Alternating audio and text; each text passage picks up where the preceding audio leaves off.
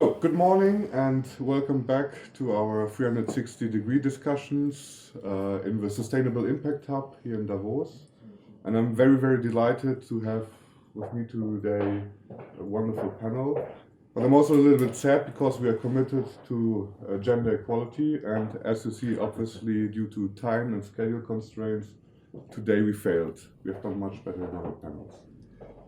Today we want to speak a little bit about the past, the present, and the future of international collaborations in a fragmented world. And I'm very happy to have with me Emmanuel Tsesmelis from CERN, heading the associate member and non-member state relations. Youssef, the regional director from the International Red Cross, ICRC. Yves, the president of the University of Geneva.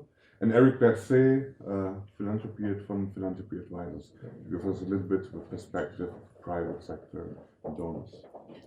So the first question that we would like to start with is, from your past experience, where have you seen that in this fragmented world of the past, international collaboration has worked? Do you have a concrete example? Have you seen something that makes hopes for the future? Maybe start with Emmanuel. Yes, thank you for that. Thanks for the invitation as well. It's wonderful to be here. Indeed, CERN is a very nice example of building an international cooperation and collaboration dating back to its foundations with the launch of the first discussions in the end of the 1940s, which was Europe was a very different place at that time, but nonetheless, visionary people in Europe and elsewhere, also in the US, came together to launch this idea of bringing people together for a national/international facility of science and technology and innovation in the center of Europe, by bringing together the expertise, the knowledge, the brain power, and the contributions from a worldwide community. And they set down the convention a few years later, and more than 60 years later now, that convention has stood the test of time. It's a wonderful model which is also being transported to other regions in the world, to other international organizations, and really has fostered the coming together of brains, of people, of technology, for the purpose of science for peace. And that is perhaps our guiding motto, which has really stayed with us all this time, and which will guide us into the future, I'm sure. This mission of peace is also highly connected to ICRC, Patrick. Oh, absolutely. I mean, international collaboration has always been an essential element for humanitarian action. First, because of the expertise that a collaboration brings in to an organization that is rich by its closest to people, by its direct observation of the humanitarian or the impact of wars and conflicts and situations of violence, and then its assessments of what could be potentially a humanitarian response. So I think one is the impact, and then the expertise that this collaboration brought. And I think in the background we have also to understand that humanitarianism as we see it today has recently really changed since the time where the ICRC or international organizations would completely substitute government services. Today we're operating in a very open world, sometimes in middle-income countries, where without collaboration we would be believing wrongly that we're the only capable organization. So I think this wide frame with multiple examples from the field, from many capitals in the world, and I work as a deputy regional director for Africa, especially in West Africa, in Nigeria, in Mali, in places where we had, in fact, great collaborations that made a great change for people's lives. Thank you very much. Yves, if you allow me, I jump to Eric to complete the round and come back then to close the loop of academia at the end. Eric, the private sector, philanthropy, is there an example that you had from the past where it could help to foster this kind of international collaboration? Well, actually, rather than really looking at the past, what is interesting is actually the shift, how it has been changing for the past 10 years. I would say, after the financial crisis also, where the public money has been a bit more difficult to get for the international organizations and the humanitarian actors in general, it has been driving opportunities also for private actors like high net worth individuals, companies, foundations to position themselves and jump in this financing part. And what we've seen also is that the communication also has been really driving these new actors, because now the distance between the beneficiaries and the donors are actually very reduced by social networks, access to information basically everywhere. And this is actually what we've seen also, the request that we've seen from these new donors, high net worth individuals, companies and foundations.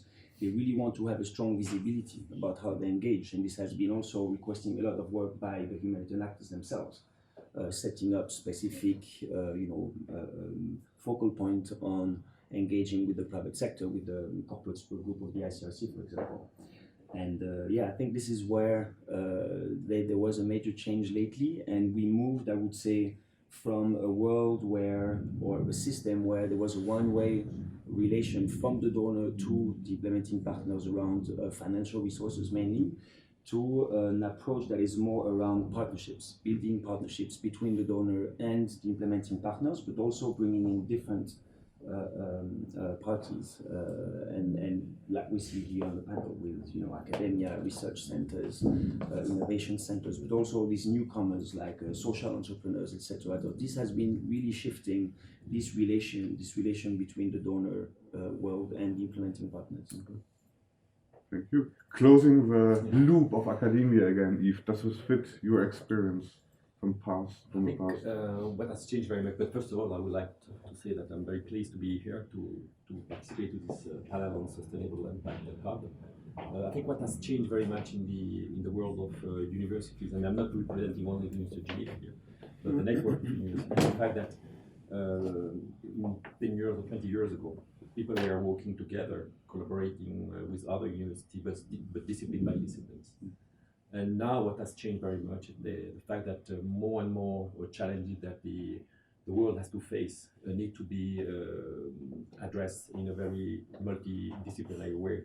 And it's a change for university like my university, which is a comprehensive university, because it creates links between disciplines, and it's then the capacity to address the 17 different goals of the SDGs in a very multidisciplinary way. So this is a major change, but at the same time, to see that the organization of the financing institution are still very much related to disciplines. And there need to be really a change on that aspect of financing research. And the review also are very disciplinary organized, and there are also a lot of change to be made on that aspect. And the second part of the change which has been observed recently is the fact that I was in the Gulf meeting 2 days ago. The Gulf is the Global University Leader Forum, and one of the questions which was addressed was the fact that how can university be more inclusive? And I think they will be more inclusive when they will work with other stakeholders, and not only keeping together and doing very good research.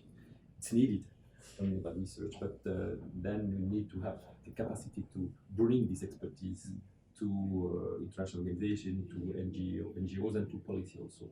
And that's why we have created this platform, the SPI, the Science Policy Interface, which should be maybe renamed Science Policy Society Interface.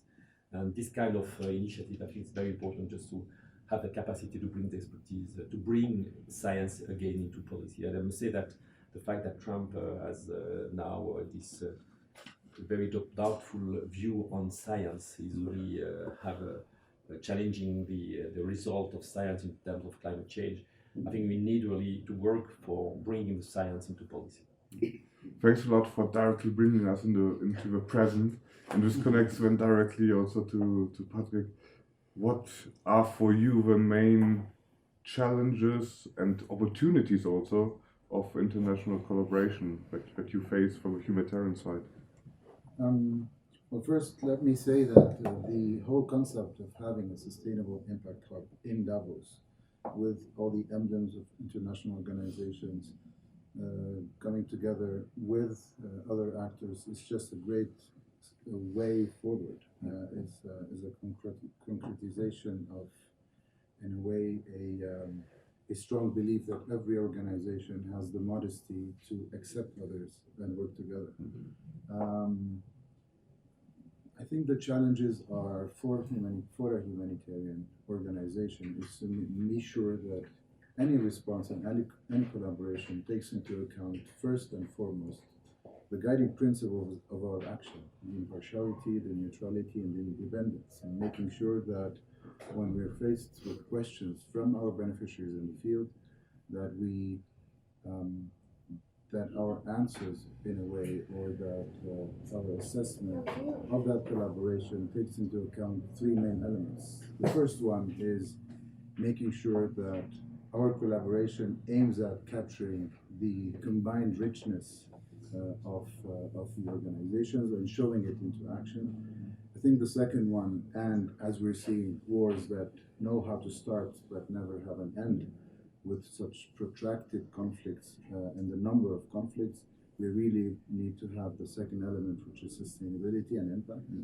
And I think the third, and this is where proximity to the field, the connections we have with our beneficiaries, but also with armed actors in the field, where cultural nuances have to be included in any form of collaboration. So I wouldn't say these are obstacles, but these are challenges that everyone should get on board according to certain conditions. And I think the sky is the limit if we make sure that our baseline and our counterparts' baseline meet at a certain stage and produce concrete results. We will be only then showing that collaboration has exceeded the expectations. Thanks. Emmanuel, how does this connect to you, to your challenges and opportunities of the present? Indeed, if you look into the future, projects at the high energy regime of particle physics, but also in other sciences, whether it's biology or whether it's astronomy or whether astrophysics, they're becoming more and more global and international, and that there's a necessity for that because they are becoming very complex projects, very resource. A lot of resources are needed, long term as well. So these are all traits of these projects, big scientific projects, which need sustainable support for the long term by many stakeholders. And it's not going to be one country, it's not going to be one continent, it's not going to be one region that's going to ensure that continuity into the future. So we have to convince funding agencies, and this very much goes back to the government, because they are the ones that are going to, for the most part, take the risk in funding fundamental science, and also through the public money. And because of that, we have to ensure that we return back to the subscribers of this science the benefits of which come out, and not only the fundamental discoveries made, but also touching the people and bringing back to the people. Building capacity, for example, is very important in the participating countries. So that is a challenge to ensure in the long term that we have that continual support across all regions of the world. It cannot just be one region. And certainly we see that CERN, through that model that we have built in from the beginning, and through the enlargement policy of CERN, the geographical enlargement policy of the last few years, we actually accommodate countries and states outside European borders, and we welcome them to participate at an equal level to this diverse and interesting project that we have. Do you have an example from the present where this seems to work or is hopeful? So indeed, the LET, the Large Hadron Collider, is a very nice example of the first steps in getting international contributions to the accelerator. And as we go forward to the high luminosity LET, to the next generation machine, the future circular collider, that would be more and more contribution of resources from around the world. And that's the path I see, and which will be applicable to many other big sciences as well. Eric, do you see a connection to what the private sector is interested in, what philanthropists are interested in this kind of international collaborations? Yes, definitely, and I think it's what Patrick was mentioning also is very interesting to see that you have all these organizations gathering here to speak with one voice, even we know that on the field each has its own mandate and has its own agenda, but to have a common position to discuss with the private sector here in Davos. And I think what we see in the different projects that we are working with our clients is that the first step of having a successful partnership is mutual understanding, which has been missing, I guess, in the past quite a lot. Now, on each side, I think they are quite open to be very precise about what they're expecting from the partnership, what stakes they want to put in, and who they want, what stakeholders they want to put in, and how they want to get involved. And I think that this is really the key success is, well, first mutual understanding, as I was just mentioning, but also what's the added value for each of the entities getting involved. And we see on the private sector side today that it has been a long tradition of saying that they were engaging for social responsibility, an ethical, moral, political, moral reasons, which is still the case. And this is when you have discussions with them, this is the first driver they put on the table. But if you discuss a bit more with them, you understand that there are business rationales behind it, whether it's to engage their human resources, whether it's around human resources, attracting new talents. We know that kids getting out of good universities nowadays, they want to work for responsible companies. So these companies, if they want to attract these talents, they have to have an engagement around that. It's also working on lowering the turnover.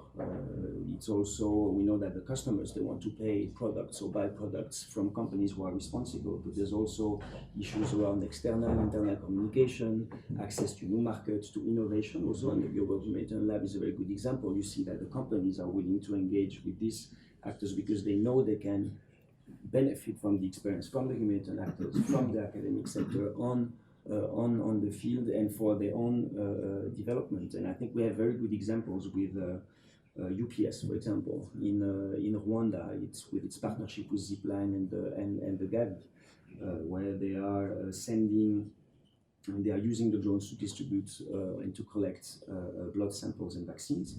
And where it's interesting is that UPS, for the staff engagement, it's amazing. They are all fighting to be able to deploy there, learn, train, and then obviously it's building the capacity around an innovative project. And if I can maybe also give another very concrete example, all these companies who are working in countries that are potentially affected by natural disasters, Coca-Cola, Unilever, Nestle, all these companies working there, they understand very much that protecting or engaging in disaster risk reduction, early recovery, early warning, they understand very much that if they protect the population that might be affected by natural disasters, at the same time they protect their own business, they protect their employees and their families, they protect their infrastructures, they protect their consumers. So it's really interconnected.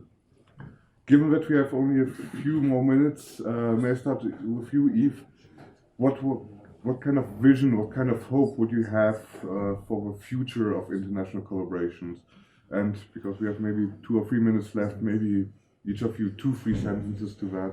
Yeah, I think my hope is really that we will be able in the future to work more and more with other universities, network of universities in terms of the SDGs.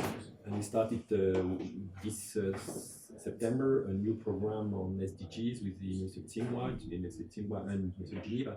But the idea is really to extend that program to other universities that will be part of it, and also exchanging students who will start maybe in Geneva or in Tsinghua and then go to make a semester of mobility to other universities. So I think that's something very concrete that already started, but I think that needs to be still extended to other universities. And also change the way we are teaching. In fact, also we need more and more to have an education program where the students have their hands on and be able to create innovation on the SDGs, for instance. And we know that there are a lot of countries where we need to have more data collection in order to be able to have the impact of these politics and policy that are implemented into the country. And I think citizen science is one way also to introduce society in order to collect big data and to have also information about what has been done on the SDGs. So I think that's one of my hopes. And I talked before of the SPIs, and I think it's quite important. And the last one is we are trying to attract to Geneva the PRIME, which is the principle of responsible management education, which is a small association of university associated to the UN, and I think it's also very important to introduce our students to the principle of responsible management. Patrick. So I think there's a strong element of trust that we shouldn't underestimate. And trust comes when we see concrete results, positive results, benefiting people, not making sure that the collaboration just stems from the fact that we need to work better together, but we need to have concrete results. So I think that's the first element. The second element is, in my view, not to repeat the mistakes of the past and immediately include the local level. Being a big happy family on the international scene can be, in fact, is quite destructive in the sense that we have to get the local partners strengthen their capacity and bring the response really to the field as we usually do in other sectors. What the ICRC did with the first humanitarian impact bond launch is a great opportunity, but also a great challenge that will hopefully serve the two examples I just gave for a better collaboration. Thanks. Eric. I would say that it's we'd like to see the impact actually driving all this partnership, and I think we have to keep about the high-end people that all these partnerships are addressing. We need to find a way to improve these partnerships, to have them sustainable, so acting in the long term, but also benefiting from each capacities on both ends to make sure that the impact on the beneficiaries of the project are very strong. And I really think that this should be driving all sides of the partnerships. Thank you. Emmanuel. Thank you. So indeed, the fascinating science and technology which can come out of an international endeavor, international scientific endeavor, like example being CERN, that is certainly very nice to see develop. But on top of that, I think there's a bigger perhaps objective, and that is to bring what we develop, what we discover, to society, and that we have a responsibility to do that for many reasons, and to touch out to the global community of people working with us or not, to bring that technology, that expertise, that knowledge to society. The World Wide Web is a very nice example of how that revolutionized what we do, and really no one thought that that's going to happen in 1989, but we had done that in the meantime. Also, to bringing people together through collaboration will certainly foster respect for differences, because there are differences amongst us, and indeed to take on board and to learn how to handle diversity, which is very important, wherever it comes from. And I think that science is a very good glue on, I would say, in that respect. Thank you very much for this nice summary, and I thank you all for your time and the interesting insight, and so let's thank you all. Thanks. Thank you very much. Thank you.